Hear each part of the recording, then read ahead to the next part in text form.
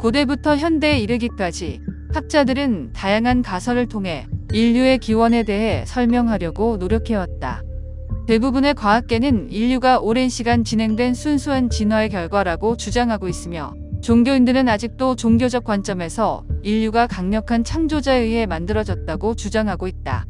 그러나 그동안 제시된 다양한 가설에는 여러 가지 오류가 있으며 여전히 많은 부분이 미스터리로 남아있다.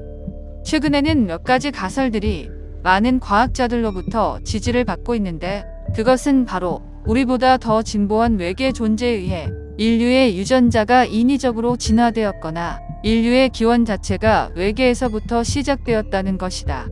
이러한 가설들은 인류의 과학이 발전함에 따라 더 많은 증거가 발견되고 있으며, 이에 따라 이 가설들은 실제로 나름의 설득력을 가지고 있다는 것이 밝혀지고 있다.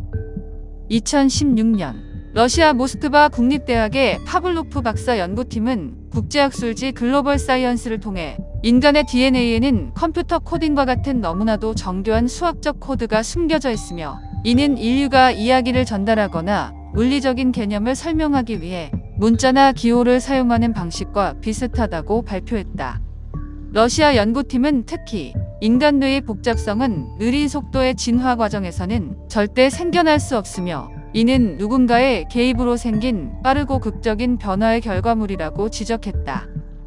그러면서 인간의 뇌와 신체는 약 1만 년 전 외계인과 같은 초월적 존재의 개입으로 인해 인위적 진화가 일어났으며, 이 사건이 동굴벽화나 그리던 원시적인 상태의 인류를 고도의 언어 능력을 발휘할 수 있는 개체로 발전시켰다고 설명했다.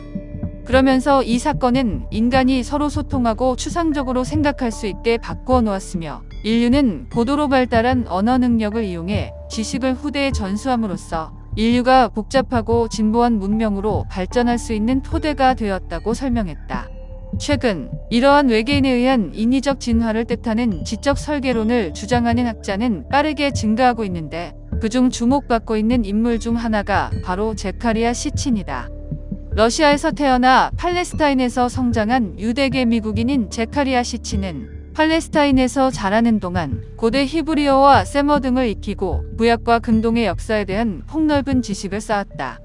그는 전 세계에서 고대 수메르어와 아카드어를 읽고 이해할 수 있는 몇 안 되는 학자 가운데 한 사람이며, 심층적인 성서 연구와 세계 각국의 고대어 및 역사에 대한 해박한 지식을 바탕으로 평생 고고학 연구에 매진해왔다.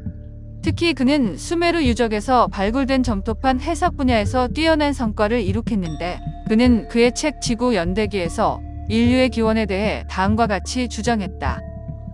나는 고대 수메르 문명이 남긴 점토판 해석을 통해 인류의 탄생과 비밀에 대해 알아낼 수 있었다.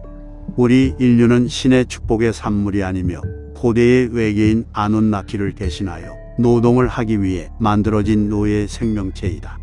인간이 노동력을 대체하기 위해 로봇을 만들 듯 지구에 도착한 고대 외계인들은 유전공학을 통해 인류를 만들어냈다.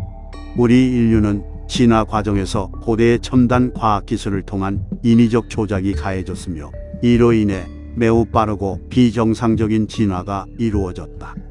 그러나 이후 대홍수가 지구를 휩쓸어 버렸고, 그들은 모든 걸 다시 시작해야 했으며, 아눈나키들은 인간에게 신으로 군림하며 인간에게 문명을 전수하고 신앙과 종교를 가르쳤다. 성경의 창세 신화, 아담과 이브, 에덴 동산, 대홍수, 바벨탑의 설화는 그보다 훨씬 이전에 지어진 메소포타미아의 수메르 기록에 기반한 것이다. 실제로 최근 미국의 생태학자인 앨리스 실버 박사 연구팀은 인류가 수만 년 혹은 수십만 년 전에 외계로부터 유입되어 현재에 이르렀으며, 인류는 지구상에서 다른 생명체들과 함께 진화한 존재가 아니라고 주장한다. 이에 대한 이유로 그는 생리학적 증거들을 내세우는데, 그 내용은 다음과 같다. 우리 인류는 지구에서 가장 진보한 종으로 여겨지고 있지만, 놀랍게도 인류는 지구의 환경에 맞지 않고 잘 갖추어져 있지 않다. 지구 태생의 다른 종들은 이 같은 문제를 가지고 있지 않지만, 인간은 이상할 정도로 태양빛에 약하게 디자인되어 있으며, 다른 동물들과 달리 태양을 똑바로 쳐다볼 수도 없다. 네안데르탈인은 태양빛을 막기 위해 눈썹 융기를 가지고 있었지만, 우리는 그렇지 않다. 또한 인간의 몸은 만성적으로 허리나 척추와 관련된 병으로 고생하는데 이는 인간이 중력이 약한 외계에서 왔기 때문이다.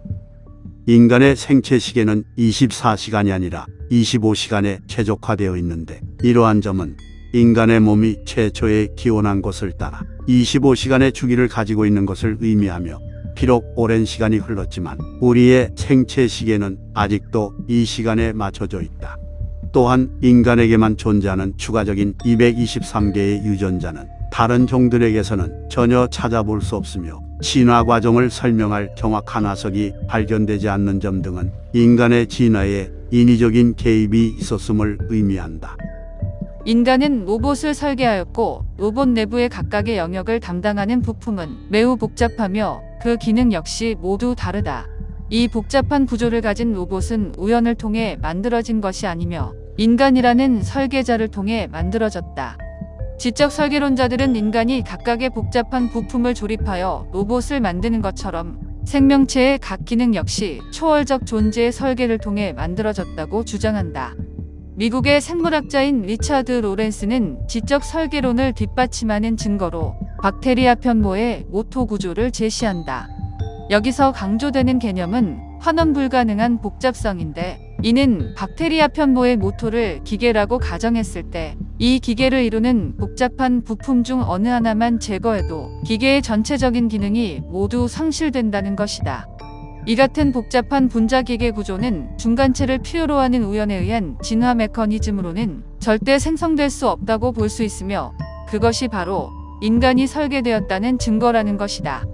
그러면서 우리 인류가 이토록 발전할 수 있었던 이유는 우리보다 더욱 진보된 외계 생명체에 의한 매우 복잡한 유전적 설계가 우리의 지적 능력의 도약을 주도했기 때문이며 우리 몸의 DNA는 창조자들로부터의 신호를 기다리고 있고 우리가 그 신호를 받았을 때 우리 몸은 생물학적 작용이 일어날 것이라고 설명했다. 1962년에 노벨 화학상을 수상한 분자 생물학자 프란시스 크릭과 그의 동료인 제임스 와스는 DNA의 이중 나선 구조를 발견한 인물이다. 그들이 쓴 DNA 모형에 관한 이론은 현대 유전공학의 발판이 되었다고 할 수 있는 엄청난 발견이었다. 프란시스 크릭이 노벨상을 수상하고 11년 후인 1973년 그는 지구 생명의 외계 기원론을 주장하며 엄청난 관심을 받았는데 그 내용은 다음과 같다. 약 40억 년 전 외계의 고등 문명이 우주선에 그들이 설계한 미생물들을 실어 지구로 보냈으며 그것은 지구의 원시 바다에 떨어졌다. 생명도 없고 썩지도 않는 원시 지구의 바다에 떨어진 미생물들은 빠르게 증식을 하기 시작했으며 이로 인해 지구에서도 생명이 시작되었다. 그는 지구 생명체의 외계 기원론을 주장하는 근거로 유전 보호의 보편성을 꼽았다. 지구의 생물들은 미토콘드리아를 제외하고는 모두 유전 보호가 같다.